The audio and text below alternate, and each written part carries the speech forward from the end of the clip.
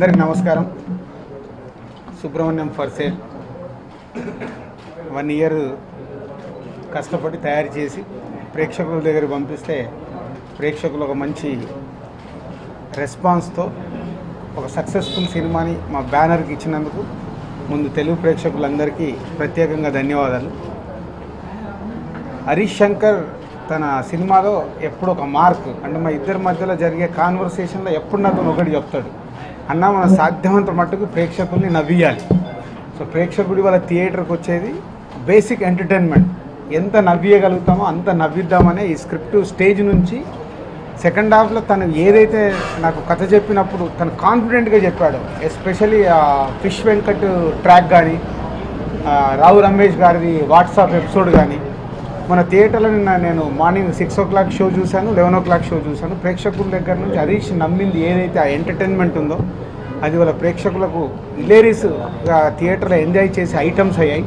So Harish నమ్మిన దాన్ని తేజుని ఒక డైనమిక్ యాక్షన్లో మెగా ఫ్యామిలీలో ఏదైతే స్ట్రెంగ్త్ ఉందో అవన్నిటిని వాడుకొని పర్ఫార్మెన్స్లో కానీ డ్యాన్స్లలో కానీ ఫైట్లలో కానీ ఒక డైలాగ్స్లో మేనరిజం అన్నీ ఎక్కడైనా ఒక కొత్త సాయి ధరం తేజ్ 3వ సినిమాకే నేను ముందు నుంచి చెప్తున్నట్టు తేజు దగ్గర నుంచి ఏదైతే తీసుకోవాలో అది ఇచ్చి స్క్రీన్ ప్రజెన్స్ చేయించి విజువల్ బ్యూటీ గువా గోరింగ్ ఒక స్పెషల్ ఐటమ్ సాంగ్గా దానికి వచ్చిన రెస్పాన్స్ చూస్తుంటే చాలా హ్యాపీగా ఉంది. రెస్పాన్స్ ఎంత అంటే నిన్న థియేటర్లో నేనే తట్టుకోలేక సంధ్య థియేటర్లో పేపర్లు ఎగేసాను, అంటే ఒక ఫ్యాన్ అయిపోయాను, అంత ఎంజాయ్ చేశాము. సో ప్రేక్షకులకు మరొకసారి ధన్యవాదాలు. అండ్ హరీష్ లాస్ట్ ఫిలిం మాకు సక్సెస్ కాకుండా మేము అనుకున్నది వర్కౌట్ కాకుండా దీన్ని పట్టుదలతో సక్సెస్ చేయాలని తను పడ్డ కష్టము, బ్యానర్లో నేను హిట్ సినిమా ఇవ్వాలని తన సంకల్పం, అలాగే తేజుని స్టార్ హీరోని చేయాలనుకున్న తన సంకల్పం ఇవాళ నెరవేరినందుకు హరీష్కి ఏ స్పెషల్ థ్యాంక్స్. సుబ్రహ్మణ్యం ఫర్ సేల్కి ఆల్మోస్ట్ ఒక పెద్ద స్థాయి హీరో రేంజ్ ఓపెనింగ్స్ వచ్చినాయి. సినిమా బాగుందన్నాక రెండో రోజు నుంచి కలెక్షన్స్ చాలా బాగుంటాయి. కానీ ఫస్ట్ డేనే అంత మంచి కలెక్షన్స్ రావడానికి కారణం no doubt it's entire credit goes to media, print media అవ్వచ్చు, ఎలక్ట్రానిక్ మీడియా అవ్వచ్చు, వెబ్ మీడియా అవ్వచ్చు. బిఫోర్ రిలీజ్ జరిగిన పబ్లిసిటీ జనాల వరకు తీసుకెళ్ళి ఒక మంచి సినిమా వస్తుంది అని చెప్పడంలో my special thanks to media from bottom of my heart. అంటే ఇంతకుముందు నేను స్టార్ హీరోలతో చేశాను, ఓపెనింగ్స్ బాగా ఉన్నాయి. ఈ సినిమా చాలా బాగుంటుంది, నాకు బిగినించి నమ్మకం. ఈ సినిమా ఎలా రీచ్ అవుతుంది జనాలకి అన్న ఒక చిన్న టెన్షన్ ఉండింది. బట్ నాకున్న భయాన్ని కేవలం మీడియా పోగొట్టింది ఈ సినిమాకి. సో నేను నా బాటమ్ ఆఫ్ హార్ట్ నుంచి ఫస్ట్ ఈ సక్సెస్కి మీడియా కృతజ్ఞతలు చెప్పుకున్నా. ప్రతి వాళ్ళు నాకు ప్రీవియస్ పెద్ద హీరోలతో సినిమా రిలీజ్ చేసినప్పుడు ఎలా అయితే ఫోన్లు చేశారో అలా రీచ్ అయింది. చూడని వాళ్ళు కూడా మీ సినిమా బాగుందంట కదా. సో బాగుందంట కదా అనేది it happens only with media. So media వాళ్ళందరికీ నా కృతజ్ఞతలు. రాజు గారితో నాకు అసలు యాక్చువల్గా ఎప్పుడు ఏ కమిట్మెంట్ లేదు సినిమా చేయాలని చెప్పి. నాకు ఎప్పుడు అడ్వాన్స్ ఇవ్వలేదు, లేకపోతే ఆయన సినిమా చేద్దామని ఎప్పుడు అనుకోలేదు. గబ్బర్ సింగ్ తర్వాత ఒక ఇండస్ట్రీ హిట్ లాంటి పెద్ద సినిమా చేసిన తర్వాత ఎక్కడన్నా కాస్త ఏమర్పాటుతనంగానో సక్సెస్ ఇచ్చిన ఓవర్ ఎంజాయ్మెంట్తోనో లేకపోతే సక్సెస్ వల్ల వచ్చిన ఏమన్నా అహంకారంతోనో ఎక్కడ తప్పు చేస్తానో అన్న ఒక చిన్న భయంతో నేను ఎన్టీఆర్ గారు చెప్పాను. అప్పుడు మనకు రాజుగారు ప్రొడ్యూసర్ ఉంటే బాగుంటుంది, దానికి డైరెక్టర్తో పాటు కంప్లీట్ జర్నీ ఉంటుంది. స్క్రిప్ట్లో ఎక్కడన్నా ఏమన్నా లోటుపాట్లు ఉన్నా సర్దే సమర్థత ఉన్న చాలా కొద్దిమంది ప్రొడ్యూసర్లో ఈ జనరేషన్లో రాజుగారు. సో వాంటెడ్గా నేను రామాయ వస్తాయ రాజుగారి బ్యానర్లు చేద్దామని నేను ఎన్టీఆర్ గారు రిక్వెస్ట్ చేసి ఆయన ఆల్రెడీ బృందావనం చేశారు కాబట్టి చాలా కంఫర్టబుల్ ఫీల్ అయి చేసాము. బట్ సరే మేము తెలిస్తే దైవం కూడా తెలిసింది అనుకుంటారు, మేము అనుకున్న రిజల్ట్ రాలేదు. బట్ ద బెస్ట్ పార్ట్ ఏంటంటే రాజుగారితో ట్రావెల్ దొరికింది. నాకు ఆ సినిమాకి సక్సెస్ దొరకపోయినా దిల్రాజు గారితో ట్రావెల్ దొరికింది. అంటే అసిస్టెంట్ డైరెక్టర్గా ఉన్నప్పటి నుంచి ఎస్విసి క్రియేషన్స్లో చేయాలని దిల్రాజు గారి బ్యానర్లు చేయాలని ప్రతి అసిస్టెంట్ డైరెక్టర్గా ఉండే కోరిక. నేను అసిస్టెంట్ డైరెక్టర్గా ఉన్నప్పుడు ఆయన కొత్త డైరెక్టర్లు ఇంట్రడ్యూస్ చేస్తున్నప్పుడు చాలా ఆతృతగా కానీ ఎప్పుడు స్క్రిప్ట్ చెప్పే ఛాన్స్ కూడా రాలేదు. గబ్బర్ సింగ్ తీసాక కానీ రాజుగారి దృష్టి మా మీద పడలేదు. సో సినిమా ఆ రామవ్యవస్థతో నాకు వచ్చిన అద్భుతం ఏంటంటే రాజుగారితో జర్నీ, ఆ జర్నీతోనే మళ్ళీ ఈ సినిమా చేసాము. అండ్ బిగినింగ్ నుంచి మీరు సినిమా చూసుకుంటే సెకండ్ హాఫ్లో ఒకటే ఒక ఫైట్ ఉంటుంది, క్లైమాక్స్లో ఫైట్ ఉండాలని. కమర్షియల్ హీరోతో చేస్తున్నాం కాబట్టి ఇన్ని ఫైట్లు ఇన్ని సాంగ్స్ ఉండాలని కానీ ఎప్పుడు ఈ సినిమాకి అనుకోలేదు. బట్ అక్కడికి ఫైట్లు సాంగ్స్ ఎందుకున్నాయంటే అది కావాలని పెట్టింది కాదు. బేసిక్గా నేను మా సినిమాలు ఇష్టపడేవాడిని, హీరోజంని ఇష్టపడేవాడిని కాబట్టి నా కథలు ఇలాగే ఉంటాయి. సెకండ్ హాఫ్ మట్టుకు స్క్రిప్ట్ ఏది డిమాండ్ చేసిందో దానికే వెళ్ళింది. అండ్ క్లైమాక్స్ షూట్ చేసిన తర్వాత రాజుగారు అన్నారు, నువ్వు చెప్పిన క్లైమాక్స్ దీంట్లో కనబట్టలేదు, ఇంకేమన్నా ఒక 2 మంచి డైలాగులు పడితే బాగుంటుంది కదా అన్నారు. నేను రిలీజ్ చేయాలని ఆతృతలో లేదన్నా బాగానే ఉంది, బ్యాక్గ్రౌండ్ స్కోర్ వచ్చే బాగుంటుంది చూడు అన్నాను. ఫుల్ సినిమాలో డైలాగ్ రైటర్గా బాగా విజృంభించి నువ్వు క్లైమాక్స్లో ఎక్కడో కొంచెం డైలాగ్స్ నాకు సాటిస్ఫాక్టరీ లేవు అన్నారు. అంటే మళ్ళీ 2 డైలాగులు రాసి ఆ 2 షాట్ల వరకు మళ్ళీ రీషూట్ చేయడం జరిగింది. And very much thankful to అన్న. ఇవాళ క్లైమాక్స్కి ఫస్ట్ టైం మాస్ డైరెక్టర్గా గుర్తింపు ఉన్న నాకు నా పంచ్ డైలాగులు హీరోజం డైలాగులు చెప్పే జనాలు ఒక మధ్యతరగతి తండ్రికి కొడుకు ప్రేమ కంటే కూతురు పెళ్ళే ముఖ్యం రా, ఈ డైలాగులు నాకు అందరు ఆడియన్స్ చెప్తూ ఉంటే తల్లిని క్షమించేంత గొప్ప కొడుకు ఇంకా ఈ ప్రపంచంలో పుట్టలేదు అన్న. ఈ డైలాగులు రాయడానికి కారణం ఓన్లీ దిల్ రాజు గారు. నువ్వు రాస్తావు అని ఒక హిప్నటిజం టైప్లో చేశారు. సో క్లైమాక్స్కి ఇవాళ ఎంత పెద్ద ఆదరణ రావడం, క్లైమాక్స్ గురించి జనాలు మాట్లాడుకోవడం నాకు చిన్న టెన్షన్. బిగినింగ్ నుంచి కొంచెం మాస్గా ఉండాలి క్లైమాక్స్, బట్ ఈ కథలో ఫైట్ చేయడానికి ఎవరు లేరు. హీరో ఒక సాక్రిఫైస్ చేసే క్యారెక్టర్ తప్ప ఫైట్ చేసే క్యారెక్టర్ కాదు. సో ఇవాళ నా పంచడాల గురించి మాట్లాడే వాళ్ళందరూ అబద్ధానికి తోడు కావాలి, నిజాన్ని నీడ కూడా అవసరం లేదు, ఇలాంటి డైలాగులు అందరూ నాకు చెప్పి మెసేజ్లు పెట్టి టెక్స్ట్ చేస్తుంటే నిజంగా ఫర్దర్గా మీరు ఎప్పుడు మీడియా వాళ్ళు అడుగుతుంటారు ఎప్పుడు ఒకటే మూస చిత్రాల బెటర్ సినిమాలు చేయండి అని. అలా బెటర్ సినిమా చేయడానికి ఈ సినిమా సక్సెస్ నాకు చాలా చాలా చాలా మోరల్ బూస్ట్ ఇచ్చింది. అండ్ సాయిధరం తేజ్ గురించి చెప్పాలంటే చెప్పాను ఆల్రెడీ చాలా ఇంటర్వ్యూలో. కళ్యాణ్ గారి ఇంట్లో చూశాను ఫస్ట్. చూసినప్పుడు ఈ అబ్బాయి హీరో అయితే బాగుంటుంది అనుకున్నాను. బట్ అప్పుడు నాకు వేరే సినిమాలు ఆ బిజీలో ఉన్నాను. లేదు నువ్వు అనుకోవడం కాదు, ఆ అబ్బాయి కూడా అనుకున్నాడు. అందుకే రే సినిమా చేస్తానని తెలిసింది. సో రామయ్య తర్వాత హీరోయిజం, మాస్ డైలాగులు, ఫ్యాన్స్ని సాటిస్ఫై చేయడం, ఈ ప్రెషర్ నుంచి కాస్త చిన్న రిలీఫ్గా మళ్ళీ ఒక పెద్ద హీరో చేయాలంటే లాట్ ఆఫ్ వర్క్ చేయాలి. ఈ వర్క్లో ఒక మంచి కథ చెప్దాం, ఒక మంచి సినిమా చేద్దాం అనుకున్నప్పుడు నేను ఎప్పటి నుంచో అనుకున్న సుబ్రహ్మణ్యం సార్ క్యారెక్టర్ గుర్తొచ్చింది. క్యారెక్టర్ గుర్తు రాగానే ధరమ్ తేజ్ ఎలా ఉంటాడు అని ఒక థాట్ ఉంది. బట్ అప్పటికి ఇంకా తేజ్కి కానీ రాజు గారికి కానీ చెప్పలేదు. రే టీజర్ చూసిన తర్వాత సుబ్రహ్మణ్యం దొరికాడు అనిపించింది. రే టీజర్లో చాలా బాగా చేశాడు. అండ్ ఈ సినిమాలో కొత్తగా కనబడే కారణం అంటే బేసిక్గా ఈ సినిమాలు కాదు, నేను చేసిన ఏ సినిమాలో నా హీరో స్పెషల్గా కనబడతాడు comparative other films. Because heroism worship అనే సినిమాలు చూసి పెరిగినవాడిని నేను. కాబట్టి హీరోని ముందు బాగా ఎలివేట్ చేయాలనుకుంటాను.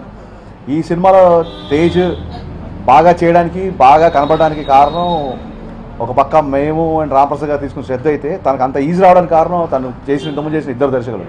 ఈ విషయంలో తను ఒక మంచి నటుడుగా తీర్చిదిద్దిన వైఎస్ చౌదరి గారికి అండ్ అలాగే రవికుమార్ చౌదరి గారికి, వాళ్ళిద్దరు బాగా రెడీ చేసి నాకు అప్పచెప్పారు.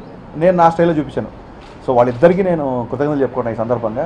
ఒక పెద్ద స్థాయి హీరోగా ఇండస్ట్రీలో ఎదిగే అన్ని లక్షణాలు ఉన్న hero Sai Dharam Tej.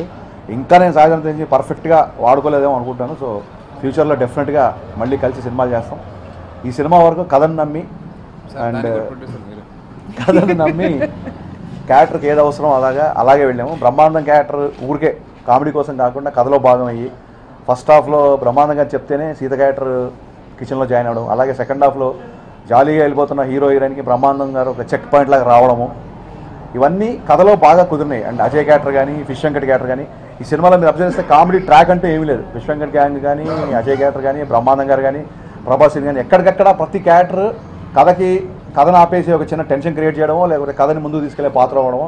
So first time జెన్యున్గా ఒక స్క్రిప్ట్ని నమ్మి చేస్తే రిజల్ట్ ఎంత బాగుంటుందా. అందరు బాగుంది అంటే నేను ట్విట్టర్లో పోస్ట్ చేశాను. బాగుంది అన్న మాట చాలా రోజుల తర్వాత వినడానికి చాలా బాగుంది. అండ్ వన్స్ అగైన్ ఇవాళ మార్నింగ్ కాల్స్ వచ్చాయి. ఫస్ట్ డే కాల్స్ కాదు, నిన్న చాలామంది కొంచెం మొహమాటం చేశారేమో, బాగుందన్నారేమో అని ఇంకా నేను కంగారు పడ్డాను. బట్ ఇవాళ morning shows, all shows housefuls. 2 రాష్ట్రాల్లో థియేటర్లు పెంచుతున్నారు క్రౌడ్ సరిపోక. సో ఇంత పెద్ద విజయాన్ని ఇచ్చిన రాజుగారికి and hero Sai Dharam Tej day and night నాతో పాటు కష్టపడి నాకు అన్ని టైంలో అన్ని వేళల్లో సహకరించిన సాయిధరం తేజ్ గారికి, చిత్ర యూనిట్ మొత్తానికి కృతజ్ఞతలు చెప్పుకుంటూ ఈ సినిమా సక్సెస్ మాత్రం మొత్తం మా సినిమా టీం అంతా ఒకెత్త అయితే మీడియా మటుకు ఇంకెత్తని నేను చాలా చాలా నమ్మకంగా, సంతోషంగా, గర్వంగా చెప్తున్నాను. బికాస్ నాకు ఈ సినిమాతో రియలైజ్ అయ్యా ఒక మీడియా తలుచుకుంటే ఒక మంచి సినిమాని ఎంతవరకు తీసుకెళ్తారని. So once again thanks to everyone. Thank you so much. నిజంగా ఏం మాట్లాడకుండా నాకు తెలియట్లేదు అసలు. ఎంతో కష్టపడి ఒక మంచి ప్రోడక్ట్ ముందు తీసుకెళ్ళి మీకు జనాలకి ఇద్దాం అనుకున్నాం. సో సక్సెస్ఫుల్గా మేము మంచి ప్రోడక్ట్ ఇచ్చామని చెప్పి అనిపించింది. గట్టిగా డబ్బీ ఉండదు కదా, హీరోయిన్ ఉంటుంది కాదండి. కొంచెం హరీష్ కొంచెం ఎంతో ఫస్ట్ గట్టిగా లేదో పని వాళ్ళు చెప్పండి. నిజంగా నాకు ఏం మాట్లాడాలో కూడా అర్థం కావట్లేదు. సో బట్ చాలా ఆనందంగా ఉందండి. హరీష్ అన్న ఒకసారి ఎప్పుడో ఒక ట్విట్టర్లో ఇక్కడ ఒక చిన్న మాట అన్నాడు, ఫ్యాన్గా ఉండే స్థాయి నుంచి నాకు ఫ్యాన్స్ వచ్చేంత స్థాయికి నన్ను ఎదిగేలా చేసినందుకు చాలా థ్యాంక్స్ హరీష్ అన్న. So much. పవన్ కళ్యాణ్ గారిని ఉద్దేశించాను. ఎందుకంటే నాకు నిజంగా నార్మల్గా నేను ఒక ఫ్యాన్గా చూసాను కళ్యాణ్ గారిని కానివ్వండి, చిరంజీవి గారిని కానివ్వండి. సో అక్కడి నుంచి నాకు ఫ్యాన్స్ వచ్చేంత స్థాయికి నన్ను తీసుకెళ్ళేందుకు హరీష్ అన్నకి అండ్ అలాగే రాజు గారికి నేను చాలా చాలా థ్యాంక్స్ చెప్పుకుంటాను. నన్ను నమ్మి నా ముందు సినిమా రిలీజ్ అయిన ముందు సినిమా అంత ఆడకపోయినా కానీ నన్ను నమ్మి సినిమా ఏం కాదు, మనం బాగా తీయాలి, మన ఎఫర్ట్ అంటూ మనం పెట్టాలని చెప్పేసి రాజు గారు నా పెట్టిన నమ్మకం. అలాగే హరీష్ అన్న నా మీద నేను ఎలాగైనా బాగా పర్ఫామ్ చేయాలి, ఎలాగైనా మంచి ఇది ఇవ్వాలి అని చెప్పేసి అన్న నా మీద పెట్టిన నమ్మకం. నేను ఎలాగైనా కానీ వీళ్ళిద్దరు నమ్మకం నేను ముందు చేయకూడదని చెప్పి నేను ఎంతో కష్టపడ్డానండి.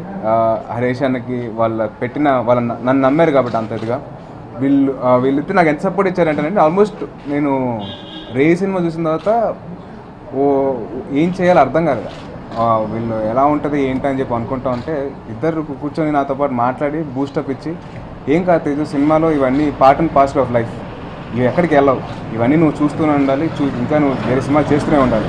సో ఒక్క సినిమా రిజల్ట్ బట్టి నువ్వు డిసప్పాయింట్ అవ్వద్దు అని చెప్పి నాకు ఎంతో మోరల్ బూస్ట్ ఇచ్చి చాలా సపోర్ట్ని ఇచ్చారు. వాళ్ళు ఎక్కడ నన్ను ఈ ఒక తక్కువ చేసి చూడలేదు. ఎక్కడైతే అవసరం ఖర్చు విషయంలో కానీ, ఎక్కడైతే నన్ను హీరోయిజంలో ఎక్కడ ఎలివేట్ చేయలేదు, నా పర్ఫార్మెన్స్ వైజ్ ఎక్కడ జాగ్రత్తలు తీసుకోవాలి, అన్ని విషయాల్లో ఇద్దరు నాకు ఎంతో సపోర్ట్ని ఇచ్చారు అండ్ అండదండగా నిలిచారు. అండ్ మూవీ రిలీజ్ అయిన తర్వాత చాలా మంచి రిజల్ట్ వచ్చింది, చాలా ఆనందంగా ఉంది. అలాగే ఫ్యాన్స్ చాలా సపోర్ట్ చేశారు నాకు, ఎందుకంటే వాళ్ళ సపోర్ట్ లేకపోతే ఇంత స్థాయి రేంజ్ హిట్ అయ్యిందే లేదో నాకు తెలియదు. సో వాళ్ళ సపోర్ట్ ఉండి నా ఫస్ట్ ఫ్యాన్ షో నిన్న అర్జున్లో అండ్ శ్రీరాములు థియేటర్లో పడింది. అండ్ అలాగే ఇవాళ మార్నింగ్ నెల్లూరులో 7:30 షోస్ కూడా పడ్డాయంట, 2 షోస్. నాకు చాలా ఆనందంగా ఉంది వాళ్ళ సపోర్టు అండ్ అలాగే మీడియా వారి సపోర్ట్ ఉండి మా సినిమాని ఇంకా బెటర్గా రీచ్ అయ్యేట్ చేశారు జనాల్లోకి. థ్యాంక్ యూ అండి, థ్యాంక్ యూ సో మచ్. మీ అందరి సపోర్ట్ ఇలాగే ఉండాలి అండ్ మీ అందరి బ్లెస్సింగ్స్ ఇలాగే ఉండాలి అండ్ ఫ్యాన్స్ బ్లెస్సింగ్స్ కూడా మాతో పాటు ఎప్పుడు ఉండాలని చెప్పి నేను సెలవు తీసుకుంటాను. Thank you so much. జై హింద్. అవుతున్న టైంకే నాకు బన్నీ ఫోన్ చేశాడండి. బన్నీ ఫోన్ చేసి, తేజు నువ్వు ఎవరి మాటలు ఏం పట్టించుకోకు, నువ్వు అనుకున్న దానికంటే సూపర్ డూపర్ హిట్, అసలు బంపర్ హిట్ అని చెప్పి అన్నాడు. థ్యాంక్స్ బన్నీ అన్నాను. ఏం సినిమా చూస్తాను అంటే అవును బన్నీ అంటే వెంటనే పెట్టేశాడు. దెన్ చరణ్ ఫోన్ చేశాడు ఒక 12 అలాగా, చూసి ఏం చేస్తున్నారు అంటే సినిమా చూసానంటే కంగ్రాచులేషన్స్, చాలా పెద్ద హిట్ అయిందంట, I'm really happy and keep working hard అని చెప్తాను అన్నాడు. దాంతో చిరంజీవి గారు ఫోన్ చేశారు. చిరంజీవి గారిని కలిశాను. చిరంజీవి గారిని కలిసి ఆయన కంగ్రాట్స్ సార్, చాలా బాగుందంటే సినిమా, నేను విన్నాను, అన్ని చోట్ల నుంచి రిపోర్ట్స్ వచ్చాయి, చెప్తున్నారు అందరు బాగా చేస్తామని చెప్పేసి, గాడ్ బ్లెస్ యూ అన్నారు. అండ్ మిగతా డైరెక్టర్స్ వంశీ పాడిపల్లి అన్న, మారుతి గారు and Bobby, director Bobby and Anil Ravipudi అన్న అందరికి ఫోన్ చేసి నాకు విష్ చేసి చెప్పారు. సో చాలా హ్యాపీగా ఉందండి. నాకు ఫస్ట్ ఫోన్ కాల్ యాక్చువల్గా ప్రతి సినిమాకి వచ్చినట్టుగానే ఫస్ట్ ఫోన్ కాల్ వినాయక్ గారు చేశారు. సినిమా చూడలేదు, ఇంకా చూసి చెప్తాను, బట్ నా ఫోన్ విపరీతంగా మోగుతుంది, నీ సినిమా హిట్ అయిందని అందరూ నాకు ఫోన్ చేసి చెప్తున్నారని చెప్పి వినయ్ గారు చేశారు. ఆ తర్వాత బన్నీ ఫోన్ చేసి ఒక 10 times, అంటే సినిమాలో ఉన్న 10 minutes సినిమాలో ఉన్న ప్రతి డైలాగ్ బన్నీ చెప్పుకుంటూ, ఫిష్ వెంకట్ క్యారెక్టర్ అండ్ అలాగే బ్రహ్మానందం గారి dialogues, hero dialogues, Facebook text బుక్లు పక్కన అంటే ఫేస్బుక్లో పక్కన పెట్టుకుంటే జీవితాలు ఇలాగే ఉంటుంది, దీంట్లో ఉన్న సెటైర్తో కూడిన ఆ మెసేజ్ని బన్నీ బాగా అప్రిషియేట్ చేశాడు. అండ్ చాలా డైలాగ్స్, నేనంటే ఇంతకుముందు ఓన్లీ హీరోయిజం డైలాగ్స్కే ఎక్కువ మంది నాకు కోట్ చేసి చెప్పేవాళ్ళు. ఈ సినిమాలో కంటెంట్లో ఉన్న ప్రతి డైలాగ్కి మంచి రెస్పాన్స్ వచ్చింది. అండ్ నా కంటెంపరీ డైరెక్టర్స్ అందరూ ఫోన్ చేశారు.